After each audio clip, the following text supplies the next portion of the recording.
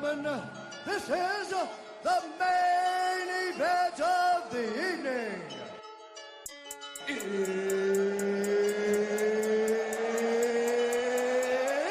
almost time! And the ref is gone. So, I'll hop out here. Welcome to It's Almost Time. Your co-host, A1 the Fight Muse. With me, as always, there he is, lollygagging in. Oh, my bad, man. Traffic is a motherfucker. These trains, man, they just get the best of you. Also had to talk to, my sponsor today, Hive 2.0, representing out of Chicago. Bet. So we're going to try this Atomic Berry. They make mead. And of course, as always, we got Paul Wilby with us. Man. You see, I'm Irene all done up right now. Oh, I seen it. I wasn't going to say nothing because I knew you was going to tell me.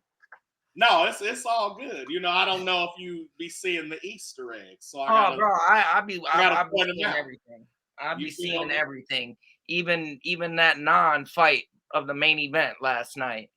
We'll get to that shortly. Oh yeah, we'll get to it. Don't mean I ain't gonna fucking hint at that bitch like fucking 17 times. Hey, and at this point, you the only one still talking about it. You're right. Because I'm pissed. Because that's what I got told to me last night. No, it was definitely an eventful card. I wasn't really locked in like that because I was kind of like doing house chores and taking care of animals and things of that nature. But I did tune in I came in at the last fight of the early prelims, which was actually a decent fight. And then kind of like was in and out up until about the Imamov fight. And then I was like totally locked in. But you know what I'm saying? No, yeah, I was gonna say the only fight I missed was the Belbita and Oliveira fight, the very first prelim. So word up. So it looks like, well, my bad. I mean to interrupt. No, I was gonna say I should be able to articulate and kind of give my 2 cents, anyways, for most of the card, other than that first fight. Word. So as I'm loading this bowl, I'm looking at the early prelims, and it looked like it was just 2 fights.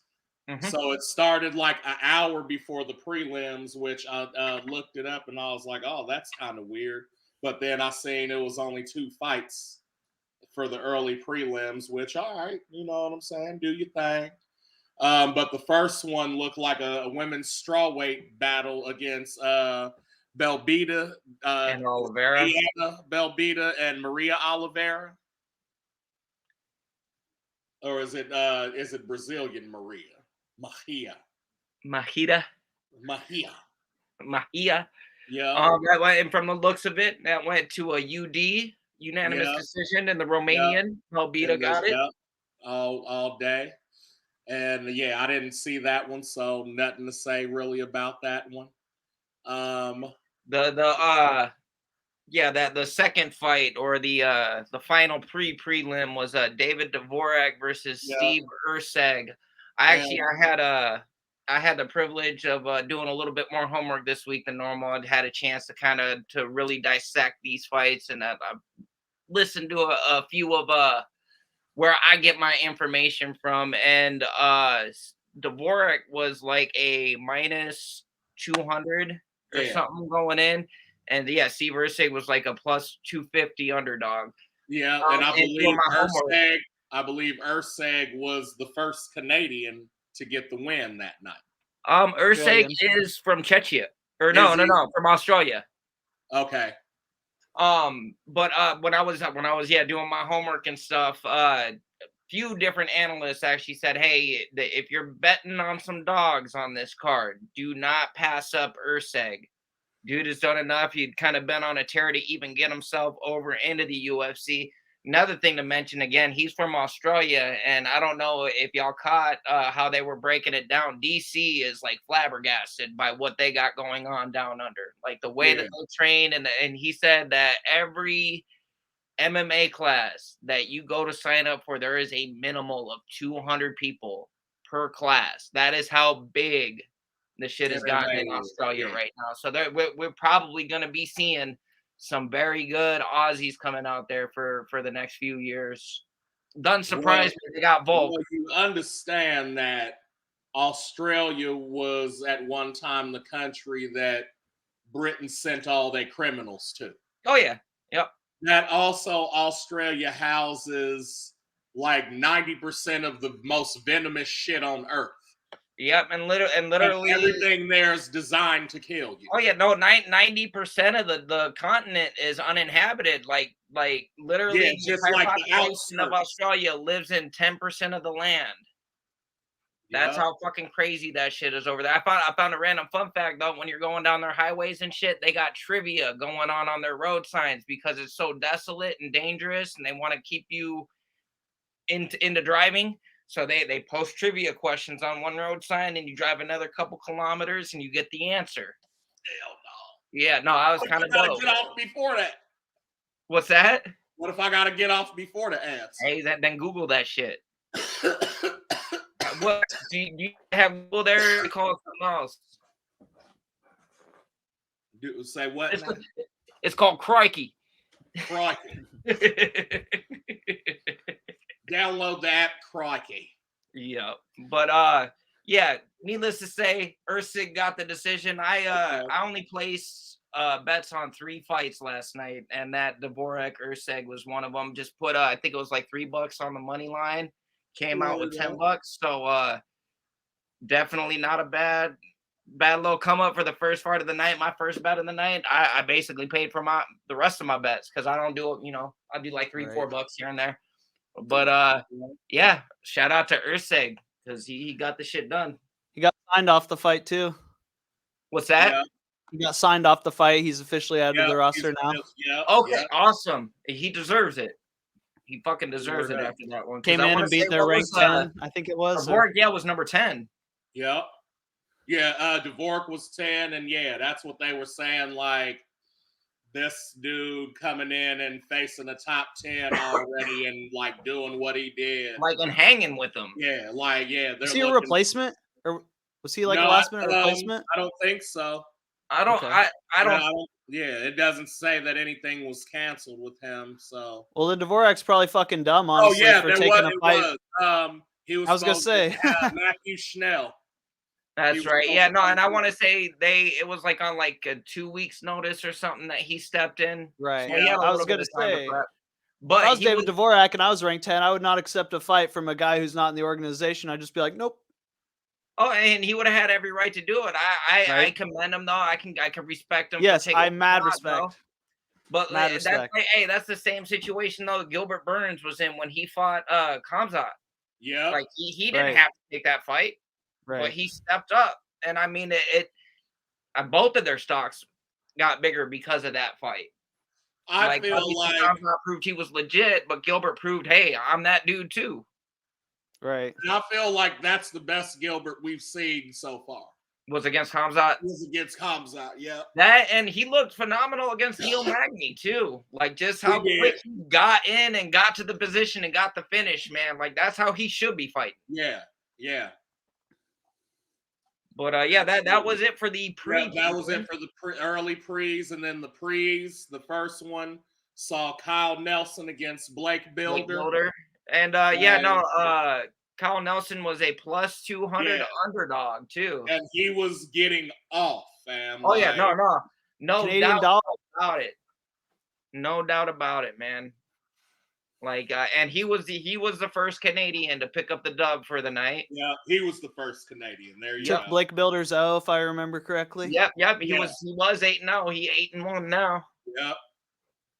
And I got really, because all I remember is like Builder not being able to like establish or get anything off, and like homie was just kind of like a half step ahead of him but not really doing anything, just like hitting his shots and defending very well. Yep. You know what I'm saying? Yeah, it was competitive, but I definitely like if I was judging it, I would have gave that to Nelson for sure. Yeah, absolutely. Like yeah, he definitely deserved it. Next fight. What is it? Ayman Zahabi? Yep, Ayman Zahabi versus Saori Chelang or something. Yeah, there you go. Hey, I'm glad you said it because I wasn't even gonna try to attempt that one. Shit. Yeah, bro's only got one name, dude. I heard him say it, and then I seen the spelling, and it was all together. I was like, "Oh, this nigga's like Mongolian or something," and he was. He's only got one name. He don't even have a first and last name. It's just all one name. Yeah, that's gnarly. It's like Aori Chelang or like it's like so legit. I don't know if you guys have the UFC, the little fight thing pulled up on the UFC website, but Zahabi looks so awkward in his picture. His arms like straight stiff. Yeah, he looks like it was like a sophomore in high school picture. Right. He's like not quite sure. Sophomore in high school, but hey, he worked. He worked it this for sure. Dude is, if this is the one I'm thinking of, he caught Buddy with a right and then a left. Yep. Yeah. That shit was crazy. Left him. Like it was beautiful. It came out of nowhere too. Because like the right hit him, but it didn't it hit him, significant. But then the left was like clean, and he said, "Ugh." Man, yeah. No, that was crazy. That was the first round too. 104. Legit. Yeah, that was. I said, that was probably knockout of the night. You know what I'm saying? Maybe we'll see. But after that, and that's weird though. They must have got rid of knockout of the night, man. Or there must be like a really high bar for it. Or they're just calling them performance of the nights now. Yeah, maybe. Because no performance, that one didn't get any fight of the night honors. Yeah, nothing. Surprising, and maybe it was just a quick, fast knockout. That's what it was. The Jimmy John's knockout. Yep. So you got to get a bonus or at least a sandwich. Freaky fast finish, right? They should have, but nah. Give me my motherfucking sandwich. There's no bonuses on that one, unfortunately. But Zahabi carried the torch for the Canadians. The second win for the Canadians on the card. And can I mention what weight class that is? Yes, sir. Bantam, nigga. Oh no, you didn't say. The most stacked fucking division, nigga. Bro, yeah. That's it. And they made a good point too about like the flyweight, bantamweight, and featherweight divisions. Like at those weights at 25, 35, and 45, you gotta be technical as fuck. Oh yeah. Like the bigger guys can get away with less technique because they've got more power. And even that's not the smartest thing. But them dudes at 25 through 45 have to be elite if they want to stand a chance in the UFC. And that's just facts. Word up. And so after the Zahabi, we had another Canadian in Jasmine Jusavicius. Yep. And actually, Maverick. Yep. And I was watching that fight, and I don't know, maybe it's just because like I feel like Miranda ain't been tested yet, but I was pulling for the Canadian. Yeah. I was like, hey, let's see what you can do. And well, she's also like a big prospect from Canada. Like everybody's kind of like got some, weight behind her, momentum. And you know what I'm saying? She did her thing last night. I'm a person who like, I've been spoiled in UFC, nigga. Like, I came off of GSPs and the Spiders and like, you know what I'm saying? We'll get to all that later with, Oh yeah. No. We've got we got the proper spot to jump into that from. Yeah, but what I'm saying is like you gotta do. I've seen so much shit, like not even in UFC, just period, that like you have to impress me. You know what I'm saying? Like you don't have to like German suplex a nigga into an arm bar like Demetrius Johnson, but if you did, you would be on my list. There's Jackie Chan moves that's on that list, nigga. Like, Eagle carries wine bottle. Are you fucking kidding me? That shit is amazing. Anyway, there's a that was unanimous too. Yep. For Jasmine. So 3rd Canadian win. So far they was 100. They was 100% win rate for tonight. And then the main event was my parlay. My main man, Nazardine Imavov. Imavov versus Chris Curtis. Chris the Action Man Curtis. Now, this is where I really started locking in because, again, I got vested interest, right? Now, a couple things led me to choose this fight. Number one, I saw what Nazardine did in his last fight. Imavov's a beast. And then the one before that when they was in France, which he is a French fighter. He fights out of France. He did the damn thing. He did his thing. I said, number two, the camp that he's in is the same camp that Cyril Gahn came from. Or is currently in. Like, they're in the same shit. Gotcha. I said, I'm picking that fight. I've seen what this dude can do. Now, mind you, his last, 5 fights, I think 4 went to decision. So I was pulling for a decision, even though I knew there was a chance that, there could be a TKO, KO, you know what I'm saying? And so with that being said, round 1 goes off, and homeboy is coming through. He's beating Chris. Technically, sound shots like Chris jabs fast. No. Oh, that's the thing too. My boy is a French kickboxing champion, 5-time Muay Thai French champion. So he does again. Cyril Gahn, same shit. They know how to get in and out, move on them feet, throw them knees. When we injure you, nigga, we swarm it. That's their thing, right? And he's doing that. He's implementing the game plan, right? Definitely wins round 1. You know what I'm saying? Round 2 starts doing the same shit. Now, because, you have an orthodox against a southpaw, you get these awkward situations where maybe y'all go to throw the same shit on the same side and your shit clashes, which is what happens. People headbutt on accident. You know what I'm saying? I understand. It happens. Ref says, hey, it's an accident. Just watch what you're doing and you can usually carry on. But this time, when they clashed, I guess Nazardine's head went into Curtis's right eye. Yep. And he basically headbutted him in the eye. Cut his eyebrow open. And then he complained of blurry vision. Everybody knows if you say I can't see, the fight is over. Everybody knows that. Well, no, and y'all can vouch for this because I watched this happen in real time, and as it happened, I knew it was done. I could see it in the dude's face. He didn't want nothing to do with Imavov. He was getting pieced up, and he was losing that fight. So he took the headbutt to take the easy way out because he knew if he couldn't continue, they were going to call it a no contest. Chris Curtis, you're a bitch.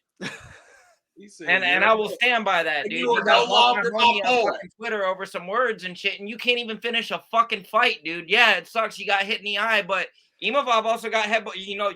Your head hit his too. Yeah. He wasn't trying to quit. You a bitch, dude. Just hang it up. He said you a bitch. And you fucked our fucking it's almost time 3-way parlay. Not saying that. I didn't throw a wrench in it after the fact, but you was the first fuck up. So we got to get on you the most. Well, I just knew again because after that Gastelum fight, when he got the headbutt, and then they continued fighting for another couple rounds, and he lost that fight, and then he want to whine like a bitch to try to get it overturned. No, dude, you finished that fight. You are stupid as fuck for even arguing that should be a no contest. You are a pussy. Just hang it up. Bye-bye. He said, hang that shit up. I'll say it all for I ain't got nothing everybody. else to say. I said Nazardine is my nigga. Oh no, I'm Team Eva all the way. I fuck with the French Alonzi. Let's go. Hey, but no, you blocked my homie on Twitter, and then we got some beef. Yeah. I can't even. It was just so silly. No, I think he was arguing with them. Hold on. First of all, I know you ain't watching, but if you was, I would be like, do you see this nigga, fam? That's who you blocked, fam. What? Sorry, this. Yeah. You know what I'm saying? This dude. How my shit's you not couldn't handle this dude. And it was literally because I didn't share his opinion. He posted something and I retweeted it and said like, yeah, right, LOL. He's probably gonna block me just for posting this, and he did. And he did. Which means he went through and looked at who was retweeting his shit. Well, you said it was a few days later too, which means it wasn't even a real time. This dude had to take time out of his day to go through. What do they say? Like when you get to that kind of plateau in your career, don't hand off your Twitter to your manager. Don't read the comments. Dog, that was one of the best segments on what was that, Jimmy Fallon, where celebrities read their own bad tweets. Yeah, yeah, that shit was funny. Dog, what the fuck did they say about Ariana Grande? And I was weak as fuck. Anyway, that ain't what this is about. Shouts to Hive 2-0 for the Atomic Berry. It's all right. I like the ginger one. You know what I'm saying? I just had that one, but this one's cool. Is that medicated? Medicated? No, it's mead, but it's like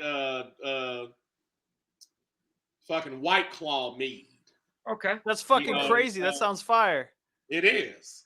Like, yeah, and so I'm drinking it, and I'm like, bro, this tastes like when you drink a 40, but a little bit fruity.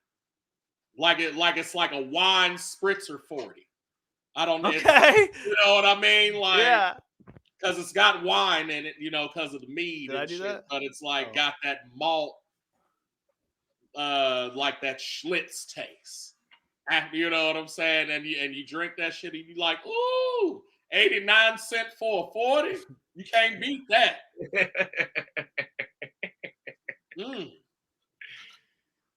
But yeah, that was actually the featured prelim event. So everything became a no contest because of that bullshit. Yep. Fucked our It's Almost Time 3-way parlay. But we'll be back. We'll pick again. We gonna get this.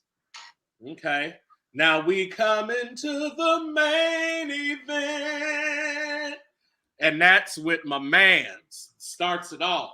Your boy Eric Cobra Kai Anders, nigga. Versus Mark Andre Barriault. Because in France, they don't say A-U-L-T, they say O. It's Renault. It's not. And even though he's Canadian, you already know that anything that looks French in Canada is French Canadian. It's French Canadian, dog. This is one of those fights where if you didn't watch it and you were just going through the card trying to recap it, you wouldn't know that this one was a banger because it's just a decision. But that shit was a banger. No, one of the best fights on the card, just as far as action and tempo and pace. And I mean, for two middleweights, man, they kept the pace, man. And I like Eric Anders as like I could see myself kicking it with him. Like I like his personality and his character, you know what I'm saying? And he also was like coming off of like a 2 or 3 win streak where like he was, building himself back up after some devastating losses. You know what I'm saying? Well, even odds-wise, it was a fairly close fight. I want to say Barriault was a minus 135 favorite, which I think it was plus 115 for Anders. So I mean, it was a competitive fight. Yeah, almost even money. And when I watch Anders fights, they're middleweights, but it feels heavier. You know what I'm saying? Like, because he gets in a lot of clinch and grappling situations, and like they just end up on the ground, or you know what I'm saying, going for all them takedowns, but it feels like a light heavy almost, like, you know what I'm saying. So no, shouts to that fight. That was good. That actually got fight of the night honors too, so they got a little bit of extra bread. Yeah, a little bit of extra something in your pockets. Way to go. Sure. And actually, and I failed to mention this. If we skip back to that Urseg and Dvorak fight, that got performance of the night. Urseg did. Okay. Word. That's what's up. So after that, they hosted Dan Ige versus Nate Landwehr. Yeah. And Ige's like probably a 10-year veteran at this point, you know what I'm put saying? Some work in, yeah. He's definitely put some work in. What was I gonna say? I'm trying to recap the fight. I gotta say, I gotta give Nate a lot of props. Just the fact that you're bold enough to get the word "the train" tattooed on you, man. Oh yeah. Like, I wouldn't go that route, but kudos. I'm an official Nate Landwehr hater. I think he's annoying. I like the way he fights, but as soon as he starts talking, I'm like, oh my god.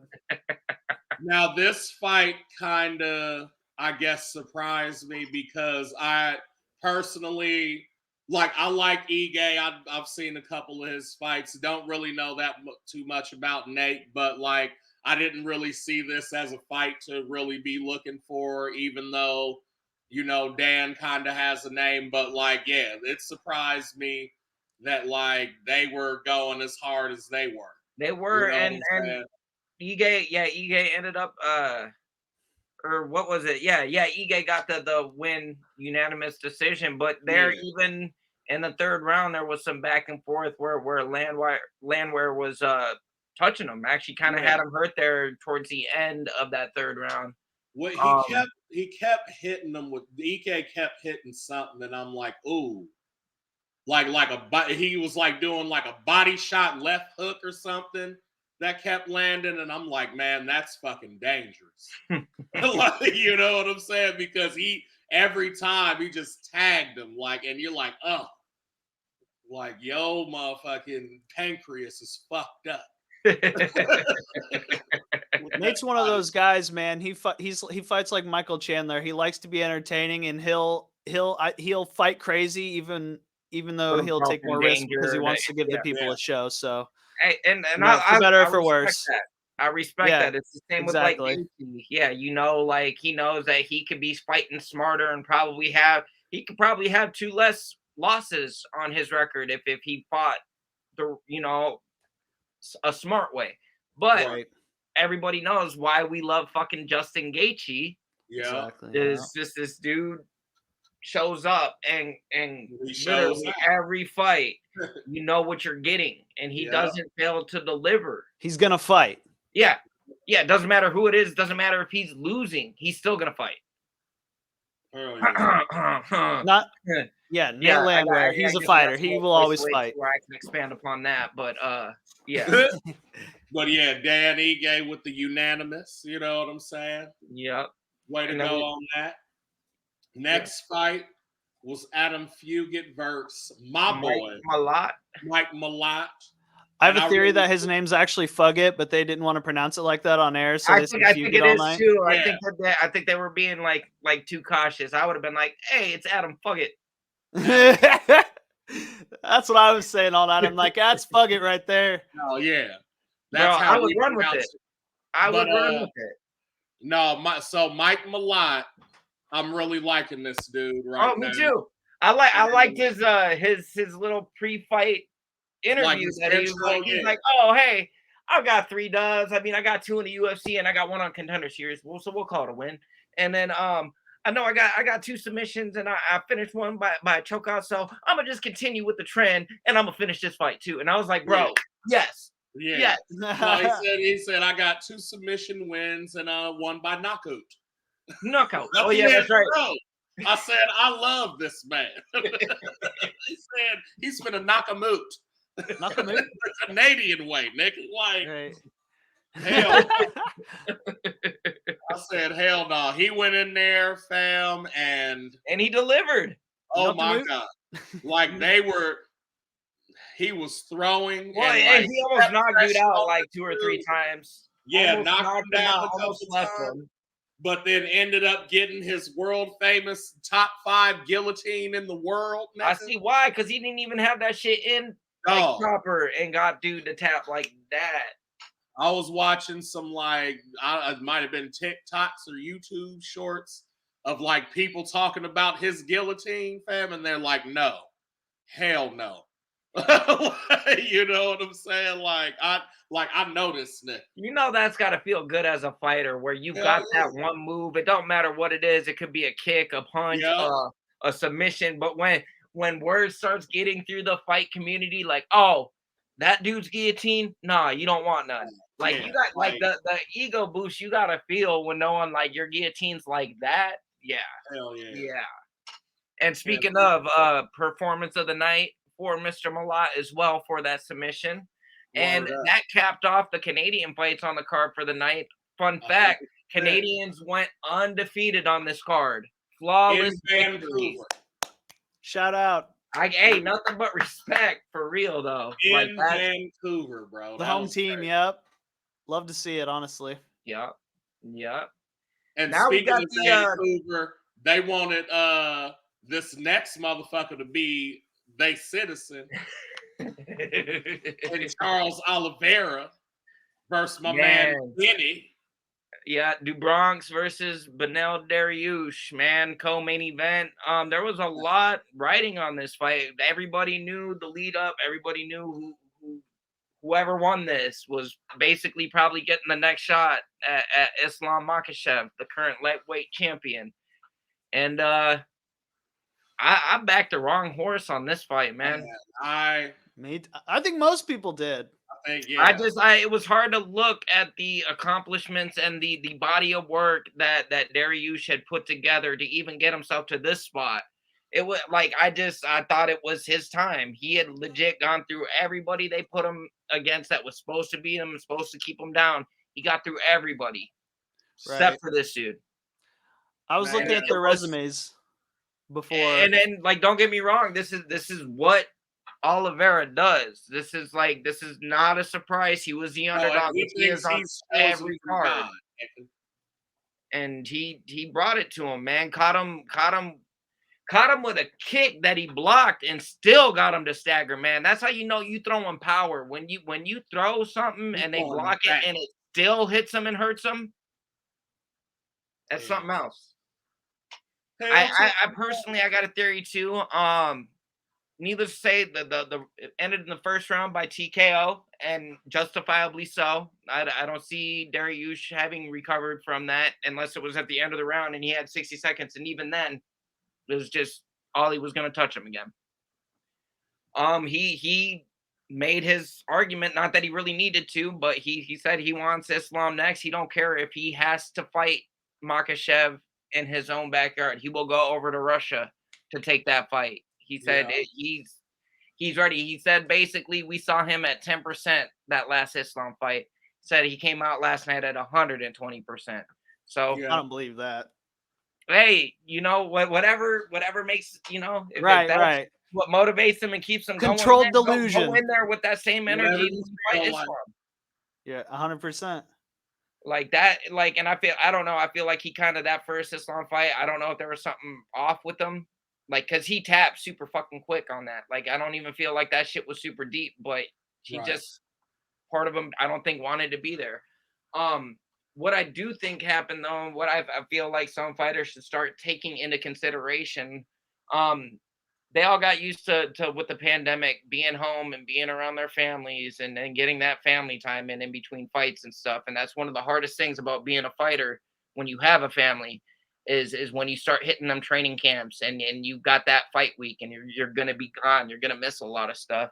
Some of these fighters are starting to implement, bringing their families, traveling along with them and including them in their workouts and in the gym.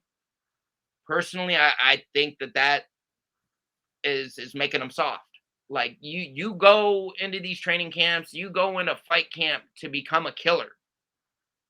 Like you don't go in there to fucking babysit and make sure my daughter's sitting all right. And like, there's nothing wrong with feeling that way or wanting that for your kids. But you need, like, as a fighter, you probably should separate the two, because there is a difference between when you don't get away from that and when you do. I guarantee the dudes that leave their family and have to be gone for 6 to 8 weeks at a time, it makes them hungrier, it makes them fucking angrier, because they know what they had to fucking sacrifice. And so they know, you're gonna fucking keep me away from my family for 2 months, I'm gonna fucking end you. Like, period. I think it's probably different per person, but it really could be. But I doubt they're all the same. I just in the because UFC does the embedded blogs leading up every pay-per-view, and I was watching that, and Dariush was in there, families in there training with them, and I saw it then, was like, he looks soft. You got to be a straight in fight mode, not father mode, but fight mode. If especially if you. So I'm gonna meet in the middle and say that I do see what you're saying, and can definitely understand and see that aspect of like, oh, this is kind of keeping you off focus from training, unless you're the type of father / Michael Jordan-esque bully to yourself where you're like, oh, this motherfucker said he was going to kill my family.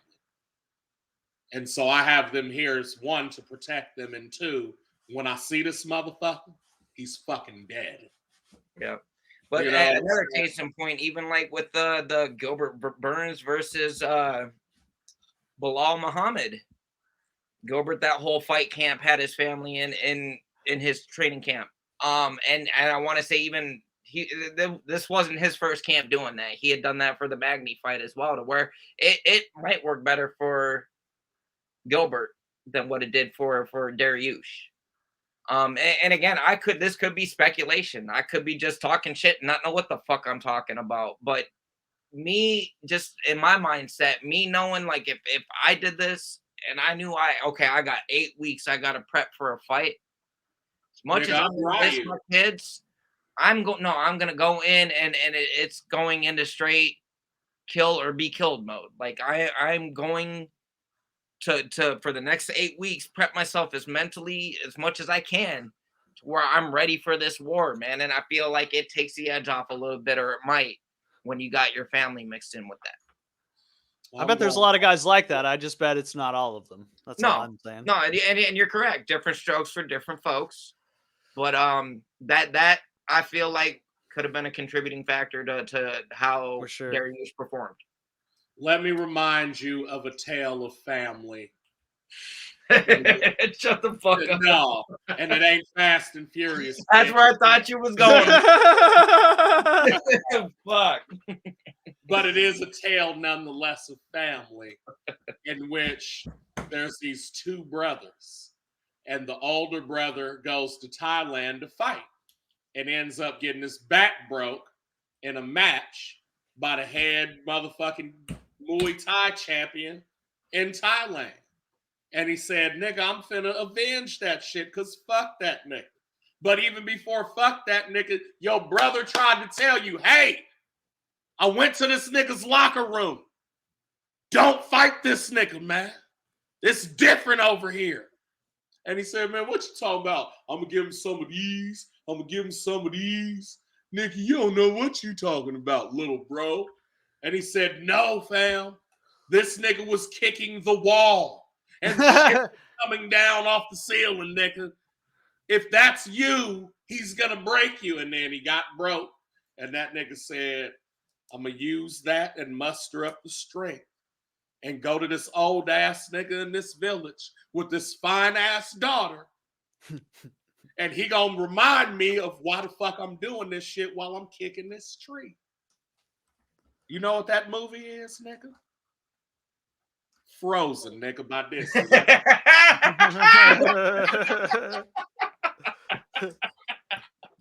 You better stop playing with me, dog. The symbolism of brotherhood in that movie, bro. I was like, I don't remember any of this from Kill Bill.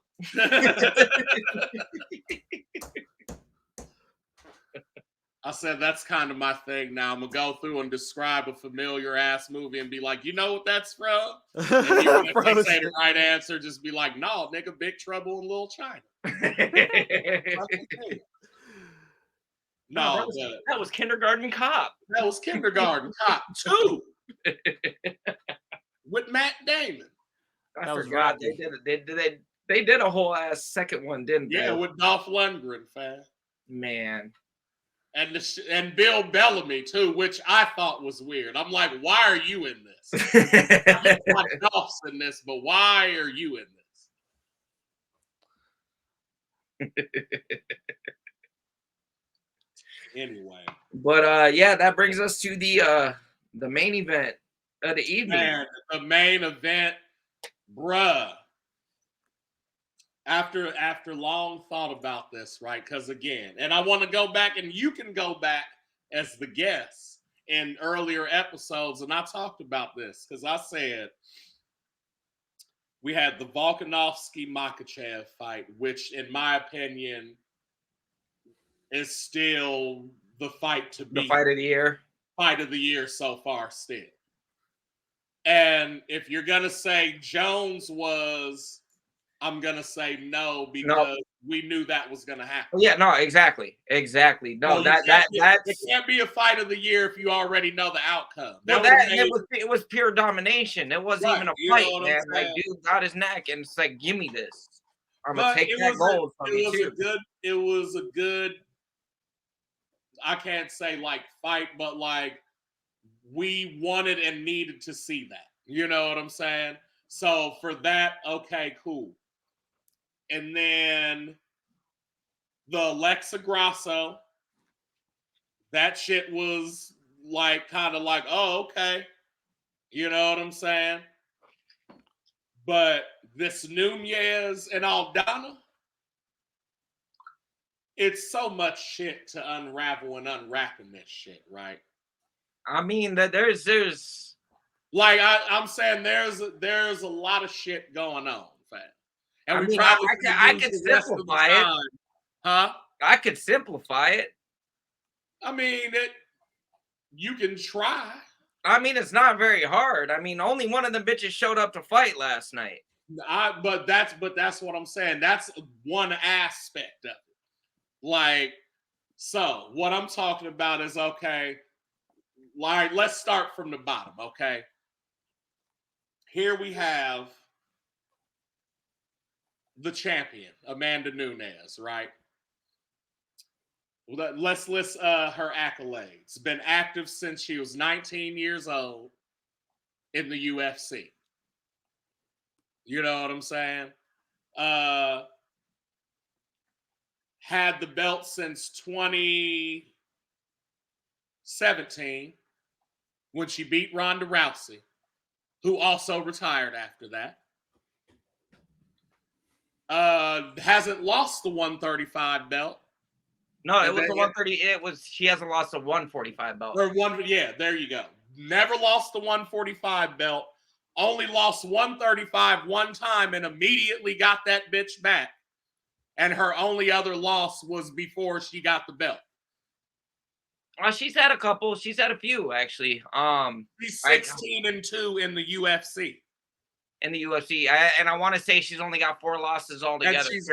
Like I'm saying. So what I'm saying is, she debuted in 2015 in the UFC, right? 2017. By 2017, she had the belt, the 135. They made 145 for her and Cyborg to fight. Mm-hmm. Basically, she took that shit twice.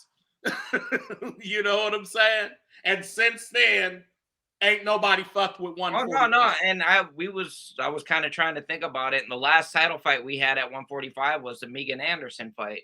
Yeah, and that again, my theory is, I don't know if I said this on pod last week, but I know I said it in our chat. My theory as to why we haven't seen a title fight at 145, we really haven't seen any women's fights at 145 in a minute. My theory as to why they kept that division open or even active was so that they could coin her double champ still. It was more of a draw watching a double champ fight over just a champ, and they know that. But it makes me wonder now with how everything played out. And we'll get to that. What's going to happen moving forward? Because this fight, it was lopsided to say the least. I want to say at one point, like Aldana landed one good shot the entire 25 minutes. One good shot. And like had some moments where she had some takedown defense and some stuff, but every time these two would engage in the stand-up and go to throwing, first of all, the first 3 minutes of the fight, Aldana didn't land a fucking punch. She threw some. She just didn't land shit because she was throwing fucking out of range. She did actually. She landed a counter right after so that was about 3 minutes in, and that was that was about good 3 shot. minutes in. But also I was gonna say this, because that was part of this matchup, was that people felt like, oh, well, if you just piece Nunes up, she'll fucking fold like she did in the Pena fight, right? And so they're like, oh, well, let's get this good-ass boxer to piece her the fuck up, which in theory sounds great. And based off the stats and everything that happened up to that point, that's what should have happened. So that when that didn't happen, you know what I'm saying? Because again, counter punchers, especially boxers, are good at hands. We know that. Boxing counter punchers, they know timing. So, and if you go at any Nunes fight and see when she gets caught, it's because she's throwing 4, 5, 6, 7 and keeps coming at you, and her timing gets fucking crossed. Yep. Which is what happened, how she got that write-off, because she came in 1, 2, 3, went to throw the 4, and boom. Oh, shit. Okay. Do you know what she stopped doing after that? Stop throwing more than 3 fucking combinations. Yep. Like I said. And so, again, that's another aspect. We're seeing fight IQ enacted right then.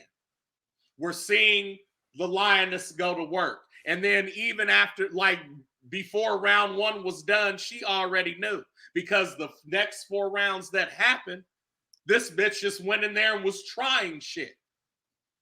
You know what I'm saying? Like, you literally went in there and pieced this bitch up for 5 rounds for 25 minutes like it was nothing. Everything she's throwing, like at a certain point, you got her timing down to the point that your elbow block counter. I'm moving counter. Like, you know what I'm saying? Spinning back kick, back fist, and it's landing. This bitch's hands were like this the whole fucking time. Oh, yeah. Because she did not want to get hit in the fucking face. Still got hit. Was taking it, was never dazed, but never returned fire. No, that was too stagnant. And she lost that fight before she got in there, like a lot of fighters do fighting against Amanda Nunes. It's the legend that precedes you. Again, the reason Juliana Pena did so well, I'm not gonna say she didn't buy into the hype, but she went for it. She said, you know what, I'm gonna get hit. I'm gonna get hit. I'm gonna get dropped. But I'm gonna go out fighting. Yeah. And that's how she got it. And it also might have been somebody took a dive, because I've been a fan of the UFC for a long time, man. That was one of the softest taps and like submissions, like didn't even have it locked in. I don't know which one of Nunes's family members had their life savings on Pena for that fight, but she done hooked them up with a mansion and like some butlers to go with it. They said, bitch, you lucky you got a broken rib. Motherfucker, like.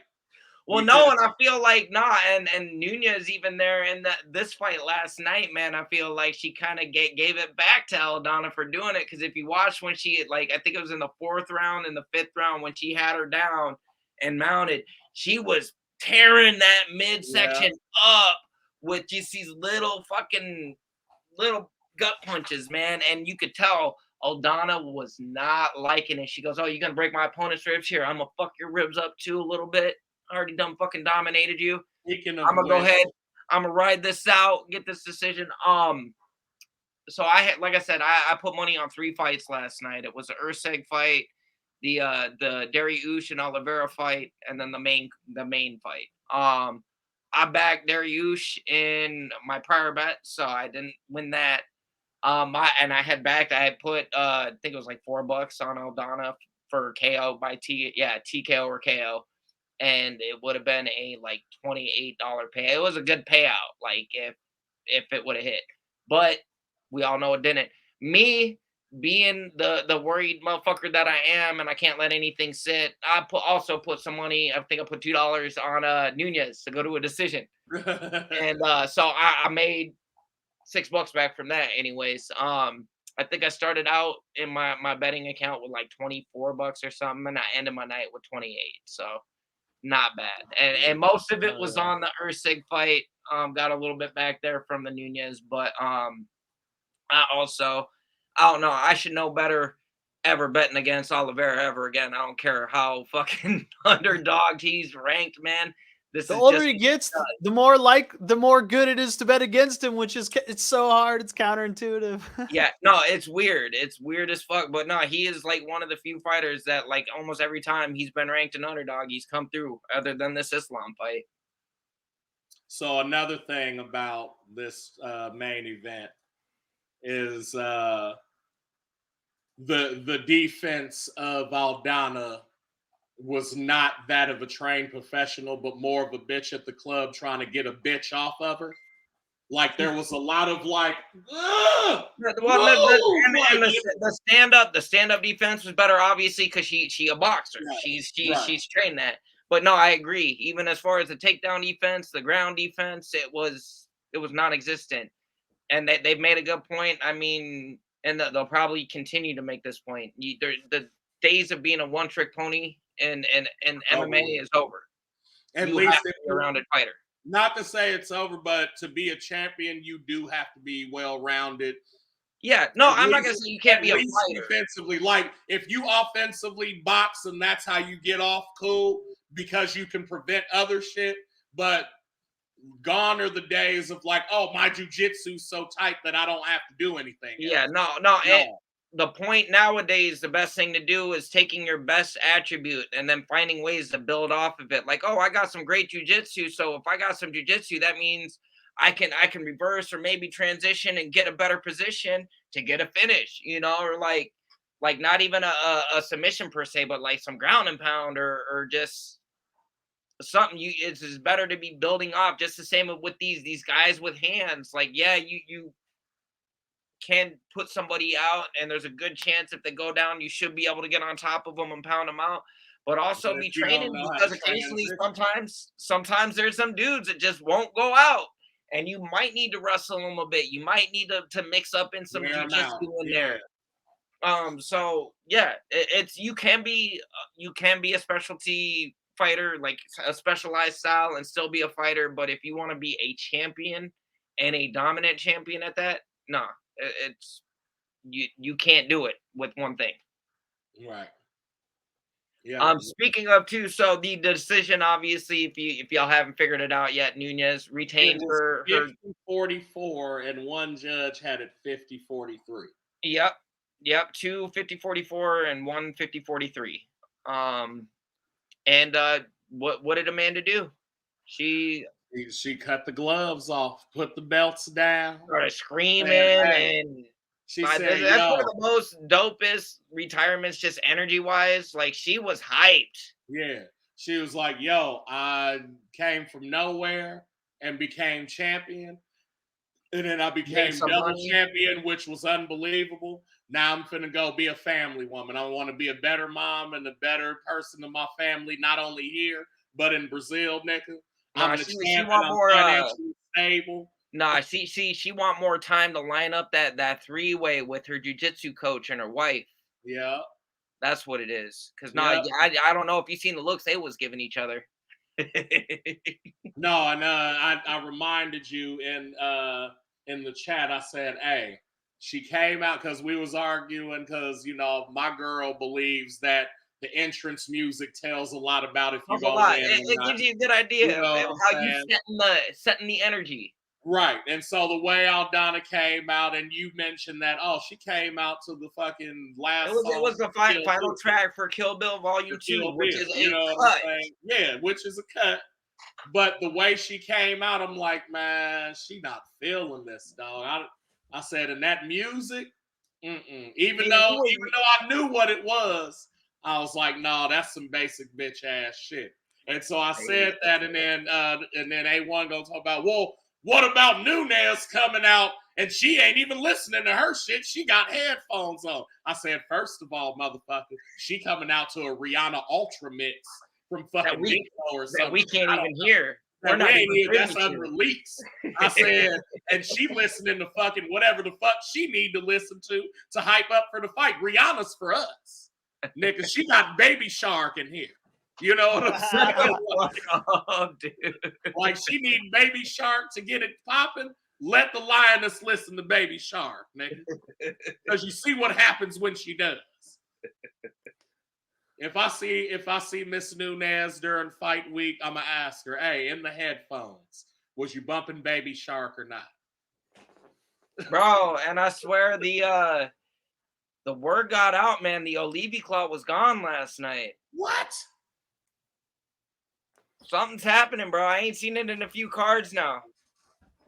They better stop playing with me. Like, so now the question becomes, why did you stop doing the Olivi? Like, and like, it's not like we've caught on or any, like, bro, there's no. Ain't nobody tweeted about that shit. Paul, did you?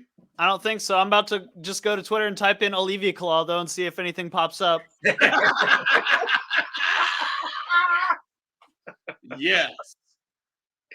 That's why I fucking fuck with TikTok too. You could like type anything up in there and find that shit.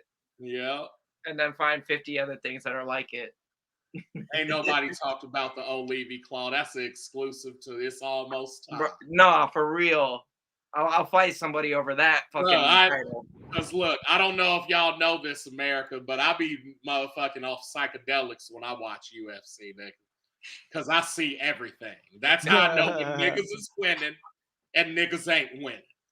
Okay, that's how I knew. It's not like you got 100% accuracy up in there, though. No, listen, in any fight, you can be surprised. You know what I'm saying? It's a fight. It's a fight. Exactly. You know what I mean? At the same time, like when it's one of those where they're going back and forth and somebody asks me, oh, well, who's winning? Oh, the nigga in the orange, because do you see his fucking leg and the right side? Do you see his aura right now? Yeah, like he feels complete. Like, nigga, like I said, dog, it was weird because I was tripping so hard one time and watching it. Every hit, I could see the energy bar depleting from the mother. No, like the energy just came out and it was like, ugh. And I'm like, fuck. Like it was crazy. But no, Nunez, the greatest woman fighter, like probably pound for pound. And look, this is the shit that I was talking about, right? What do we call her? The GWOAT? The GWOAT? The GWOAT? No, that bit. Gee, okay. So a couple things here. Remind me of that after this, though. So I was saying that this bitch is literally the Mike Tyson of UFC right now. Do you know what I'm saying? So the first thing is that I believe that, minus a like Mighty Mouse or maybe a Henry Cejudo, Nunez whoops any other nigga at 125. Like that's how cold she is. Other than a GOAT, basically. Other than like again. Other than fighters of her own ilk. Because what I'm saying is to put her against even Islam or a Volkanovski, that isn't fair. You know what I'm saying? Even it, like they would have to have the dude would have to be 20 pounds or more or less. Do you know what I'm saying? Yeah. Than her in order for it to be considered. Yep. And I know she's knocked out bigger people. Well, in America, this ain't no sexist shit. This is science. No. I'm really thinking about like one, man strength, and two, the safety of the fucking fighters. Like I'm not gonna put a woman the same weight as a dude. No, that's not fucking fair. No, you know what I'm saying? I said it's not. I said even without women, it's not fair to put Volkanovski against John Jones. Yep. Yep. For as good as both, yeah, and for as good as both of them is, the weight difference is just too much. Yeah, right. That's it. And so that's what I was saying. I said, bro, she's so fucking dominant that like I was trying to think of like 125ers, you know what I'm saying? Like motherfuckers like Kenny Florian. She would have fucking dog walked him. Mm-hmm. Like, you know what I'm saying? Like who else? Fucking well, and the shitty part about it though too is that like with her hanging it up, like it to an extent will make the division again more interesting because you don't know who's gonna rise to the top. You don't know who's gonna be able to sustain that. But also the level of competition, just like the bar went from here to like. I said she's the GOAT for a reason because the shit she's done has so far surpassed everybody else that like we're not going to see anything like that. Look at her resume. One from women. There's not going to be another Nunes unless that bitch is born within the last 2 years and has started training right now. Oh, and if somebody does emerge as that, I could almost put money on she'll probably come out at Nunez's camp. Yeah, I could see that. Did you see the little shy ass fine fucking Brazilian jiu-jitsu coach she had? That's dude, the one that she gonna be trying to work out a three-way scissoring match with her jiu-jitsu coach and her wife. Like that's why she retired. No, she got a new challenge. Oh, that's who you was talking about. Yeah. I would have lined that the fuck up too. I would have borshked all over that bitch. Borshki. But the second thing about the GOAT thing is that I was talking about it and I said, really? I said, okay, the GOAT name, right? Like the first motherfucker they called the GOAT was Jordan. Yeah. Right or wrong? You said Jordan, right? Yeah, Michael Jordan. Yes. The greatest of all time. Yeah. Okay. Do you know who the other three motherfuckers they call the GOAT? Tom Brady, LeBron. I'll take Tom Brady, not LeBron yet, though. No, but there are. But I mean, yeah, they do. But what I'm saying is he's like 8 or 9 on the list. Tom Brady. Gotcha. I'm talking about top 4. Number 1 is the George Washington is Michael Jordan. Okay. So if we're doing a Mount Rushmore GOAT, Michael Jordan, Tom Brady, Tiger Woods is who I said.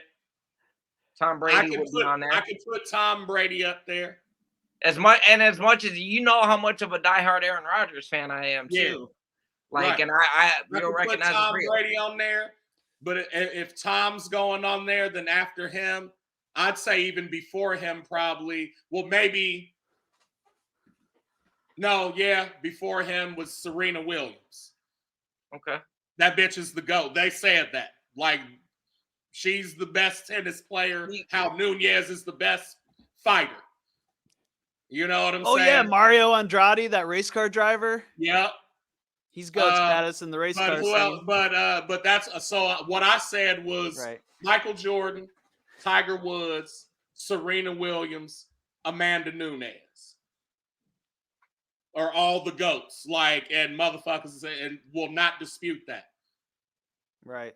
Y'all said Tom Brady, and that's cool. Y'all got to have somebody too. But my point was all the GOATs are fucking minorities, nigga. I'm just picking what other people say. I thought we were picking what other people say. He's not my GOAT.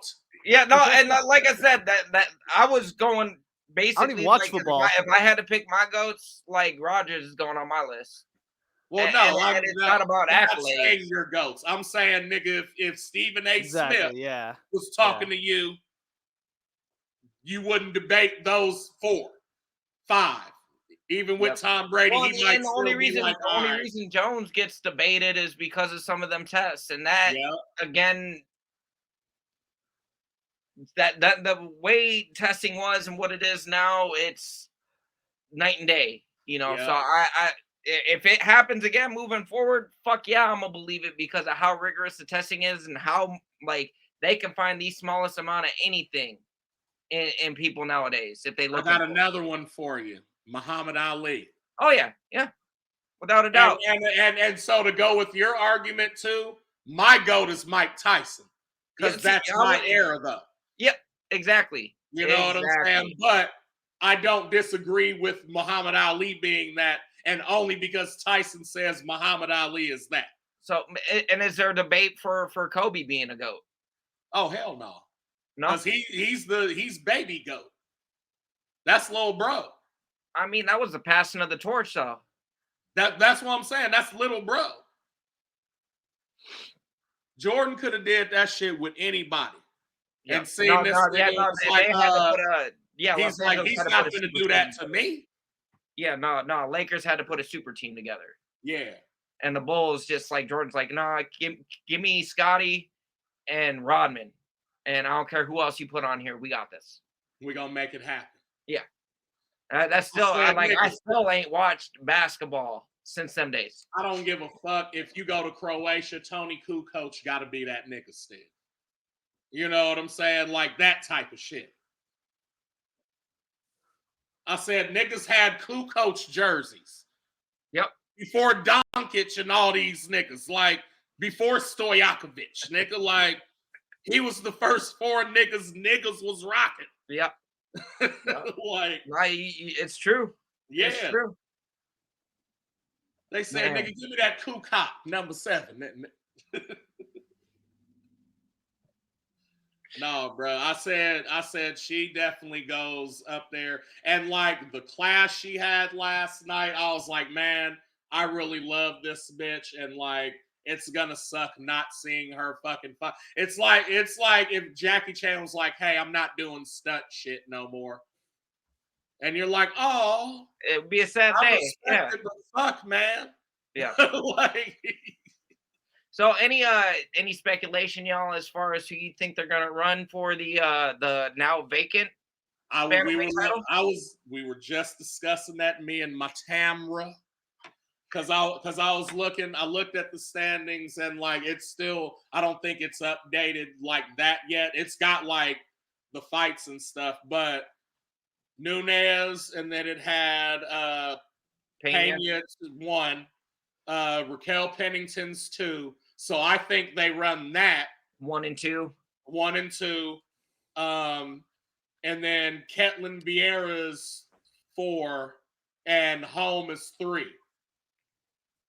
Because Aldana's still 5. It's not like she's gonna drop a number because she lost to the champion. I feel like they run 1 and 2, 3 and 4. Winners of those go for championship.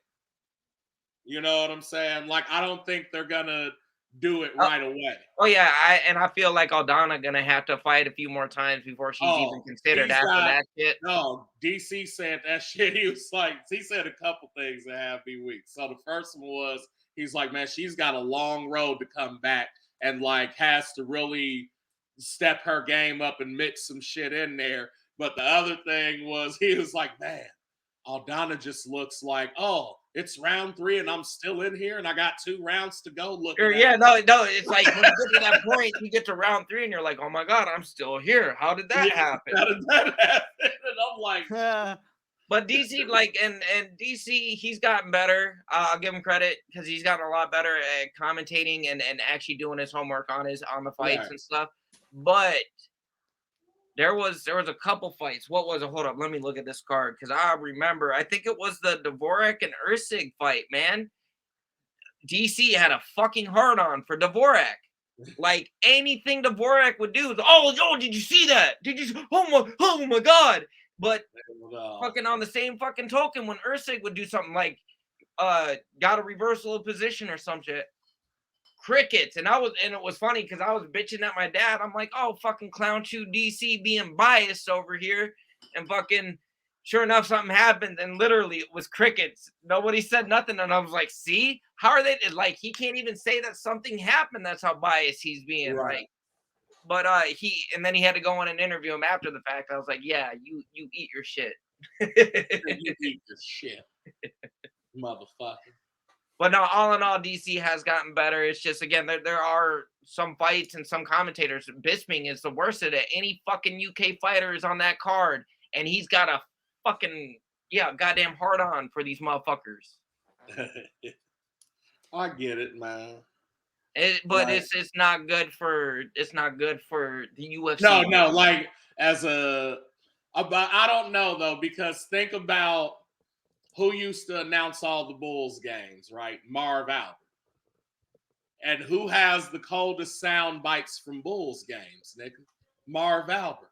Yeah. And everybody liked the Bulls, and like I understand they're commentating, but like, dog, understand that motherfucker would be like, oh, David Robinson comes down for the 13-footer, gets it. Okay, Pippen coming down. Jordan for 3, Jordan. Yes. Oh, no. Like, it was the same. Like, well, no, and I get that too, but it's not just MMA that it happens. Like, fucking, I can't stand Troy Aikman or fucking Joe Buck. Fuck Joe Buck, you stupid fuck. Fuck Buck.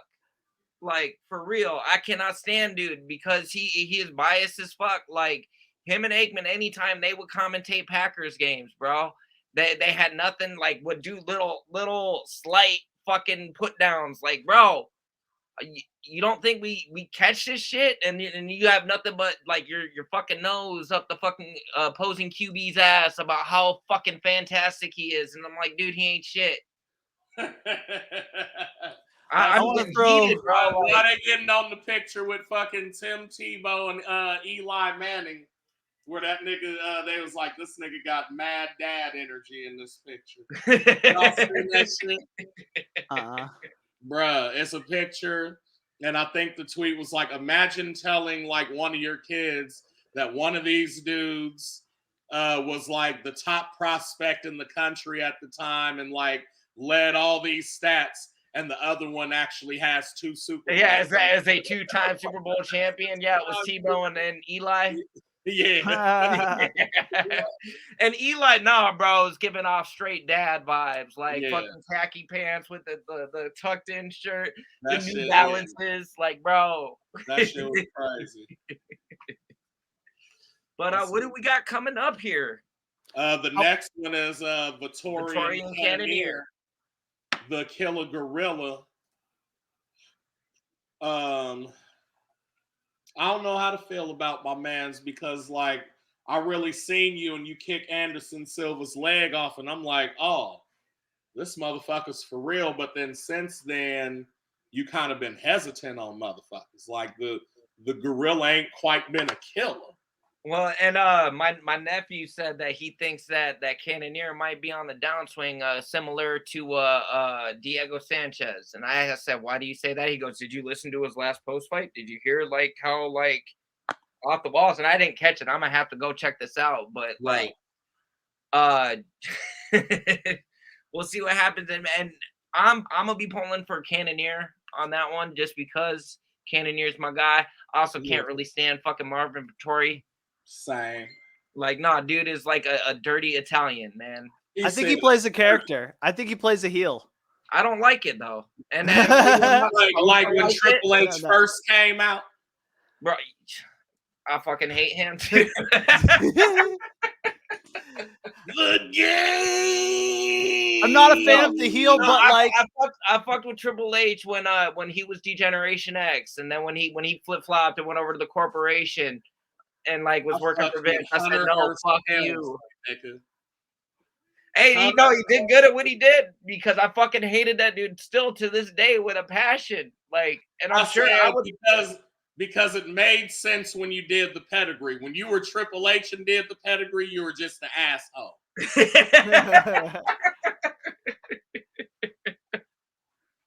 But like when you were the prestigious nigga doing it, it was like, oh nigga, I'm prestigious. Hey, but it was the same too. Like I used to hate fucking Dwayne Johnson too. I hated The Rock. Arrogant fucking prick. Thank you. Speaking of which, because I was talking about because WWE and UFC just combined, and we're predicting that we're gonna start seeing more storylines in UFC and things of that nature.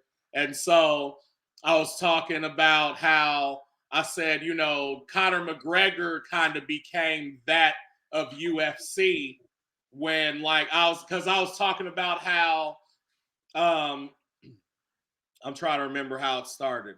So we was talking the GOAT talk, and then I said that's crazy that like motherfuckers hate on motherfuckers who are that dominant, but y'all thought Conor McGregor was finna be that and didn't have no problem with it. And then when he wasn't that and went to talking shit, everybody fucking loved him.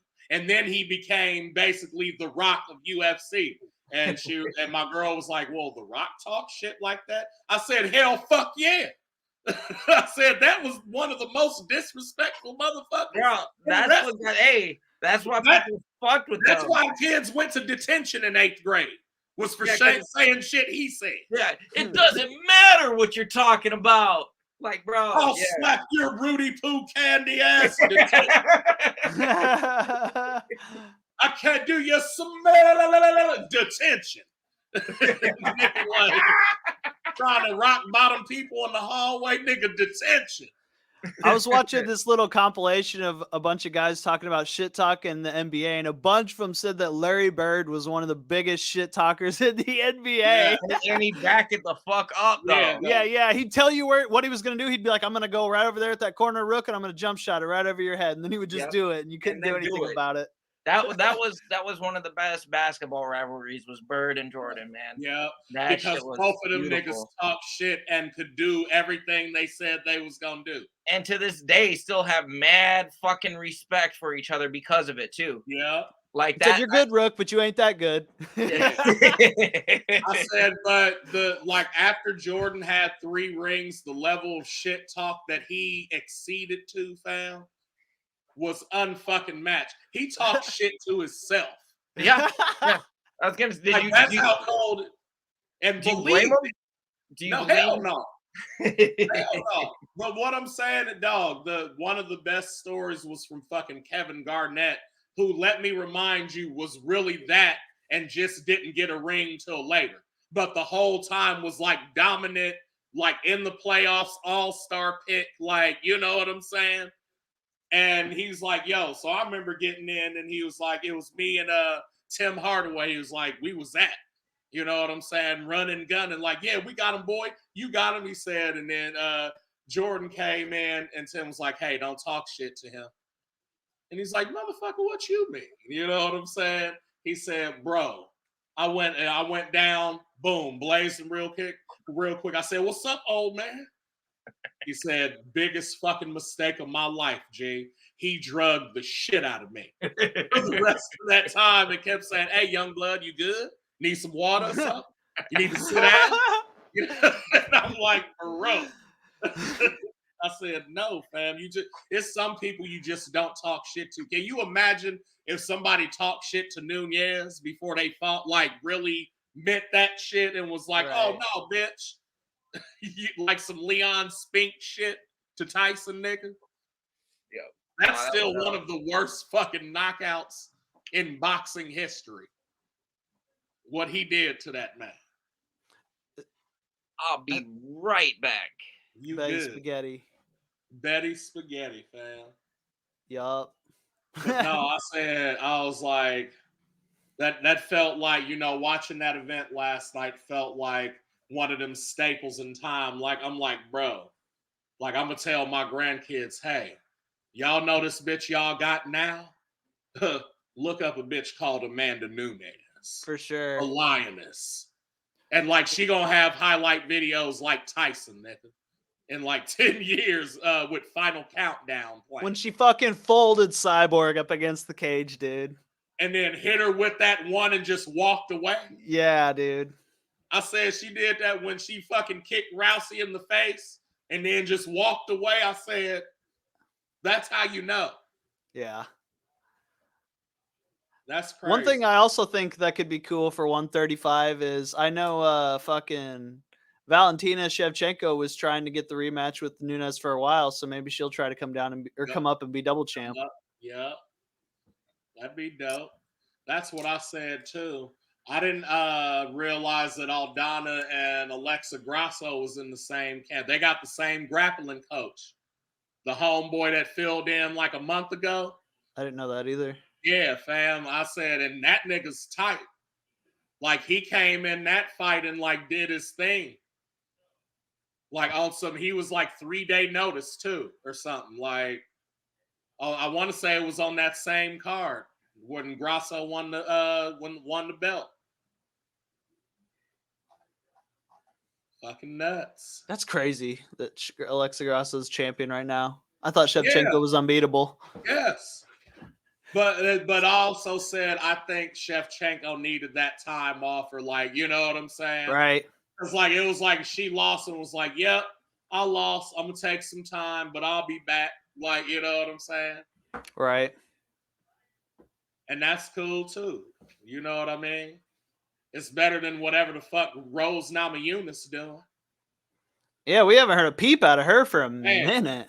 She didn't fight Esparza and then didn't fight again. Well, and I was gonna say I can't remember who it is. They might actually have her scheduled coming up against the champion. I heard something about that. I don't know if they have it. Waylay? Yeah. Waylay. And I don't think they've actually, I don't know if there's actually even a contract signed yet. But that's what they were shooting for. And I want to even say that might end up on the Abu Dhabi card. If she come out saying she the best, nigga, it's over with. I'm the best.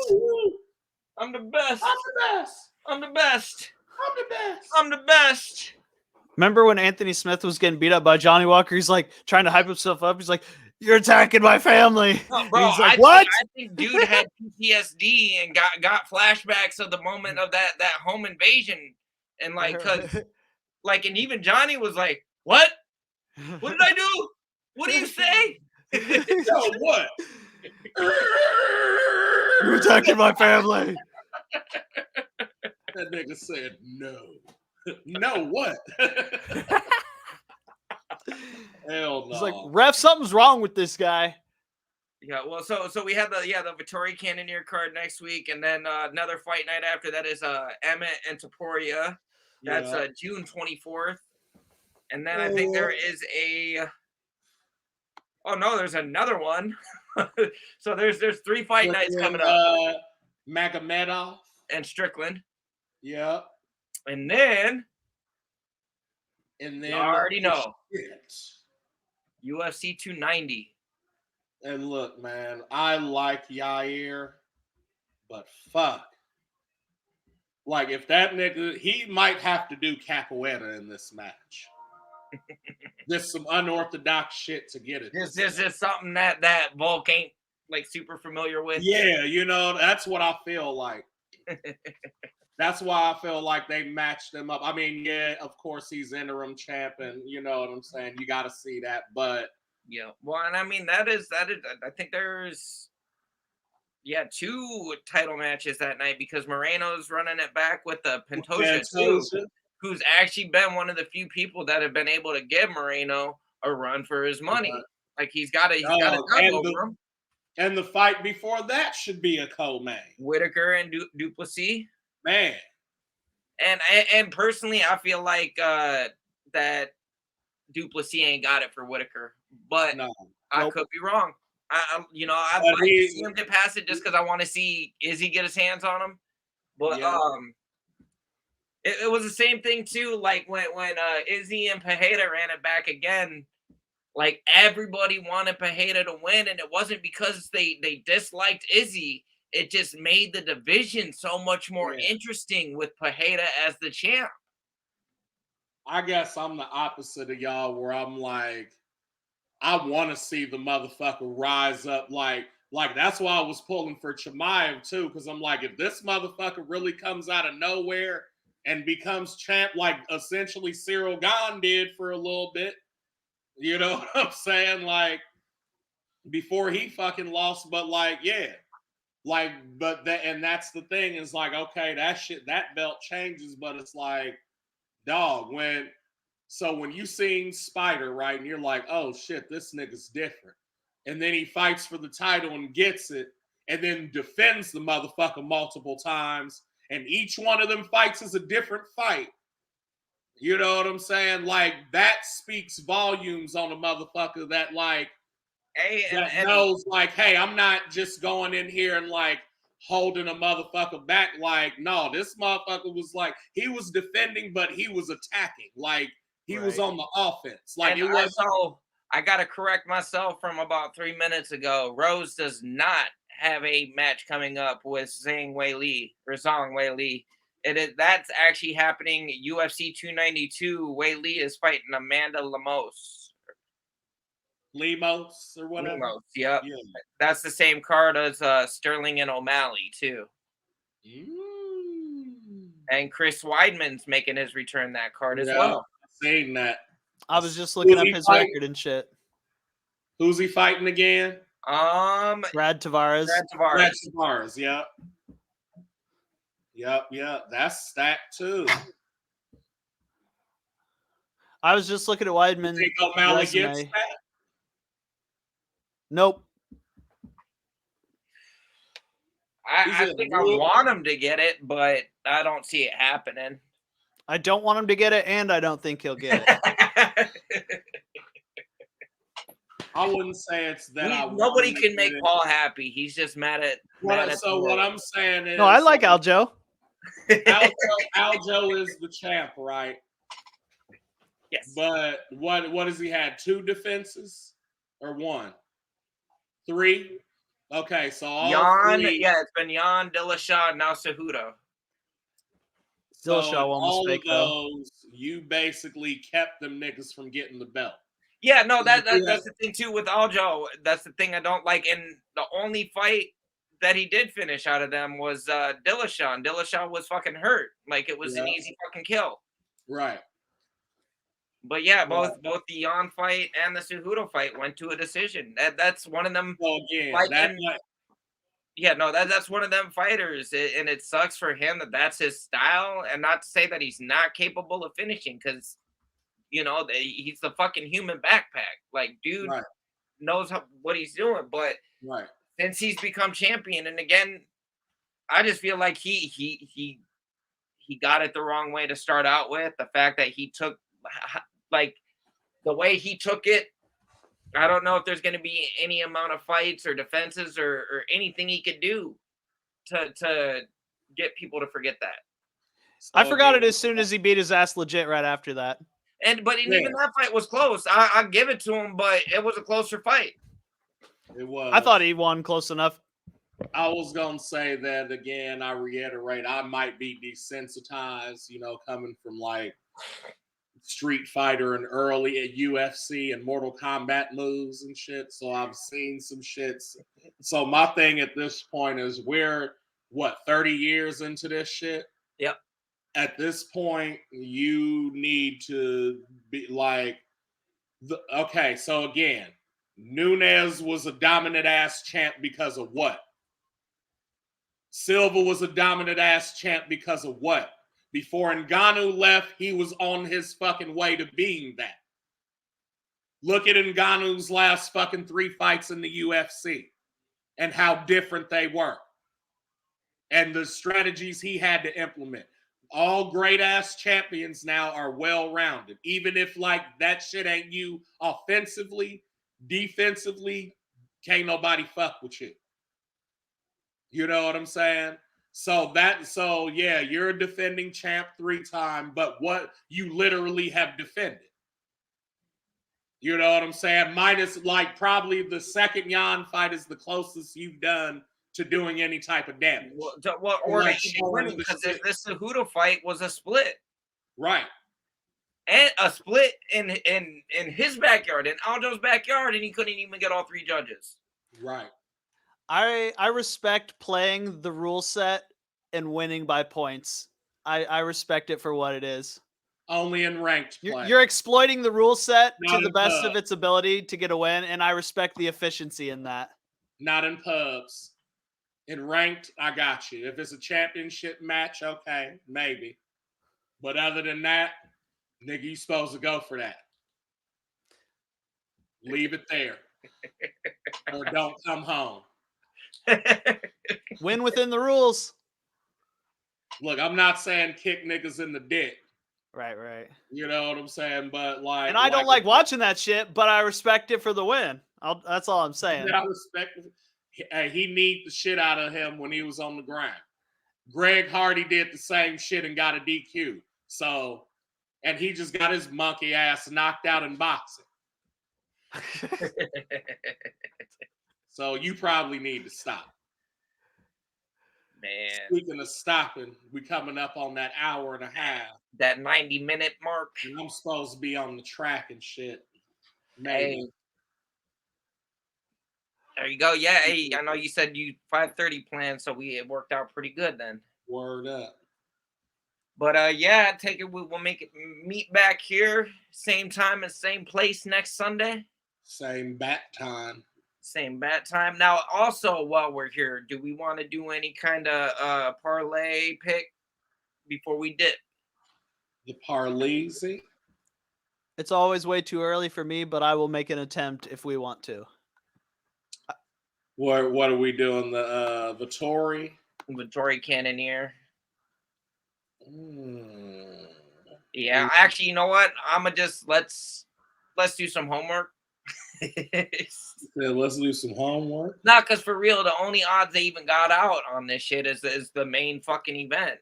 And that's just next week, and y'all can't even put the fucking betting odds out yet. But it is also a fight night. Those fights are notorious for getting canceled or replacements and shit. So yeah, they'll probably wait till the day of. So yeah, we'll get our picks in, and what we'll do, we'll just share the screenshot with y'all what we pick at the start of next week's pod. Word up. Dope. But as always, it's your boy A1. Irene all done up. Hi, I'm Paul. And this is It's Almost Time. Y'all have a fantastic weekend and enjoy these fights coming up. Smoke weed every day. This is the main event of the evening.